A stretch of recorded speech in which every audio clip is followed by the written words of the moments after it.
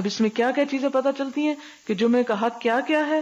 Number 1 غسل کرنا، number 2 خوب صفائی کرنا اپنی، یعنی صرف غسل کی بات نہیں آئی بلکہ یتطہر ما استطاع من طہر، یعنی ڈیپ اپنی اچھی طرح صفائی کرنا، اور پھر وَيَدَّهِنُ مِن دُهْنِهِ، یعنی تیل وغیرہ لگانا، جس سے ظاہر ہے کہ اس زمانے میں میک اپ کے لیے ایک تیل ہی جیسی چیز تھی یا اپنے آپ کو مزید چمکانے کے لیے، جبکہ اب اور بھی چیزیں ایجاد ہو چکی ہیں۔ مراد اس میں یہ ہے کہ اپنے صفائی اور میک اپ وغیرہ کا خیال کرنا۔ او یمس من طیب بیتی، اپنے گھر والوں کی خوشبو میں سے کچھ لگانا۔ عموماً یہ ہوتا ہے کہ عورتیں ذرا خوشبو وغیرہ سمیٹ کے حفاظت سے رکھتی ہیں اور مردوں کو لگانے کے لیے انہی سے مانگنی پڑتی ہے، تو اس لیے کہا گیا من طیب بیتہ۔ ثم یخرج، پھر وہ تیار ہو کے ٹھیک ٹھاک صاف ستھرا خوشبو لگا کے تیل لگا کے صاف کپڑے پہن کے نکلتا ہے۔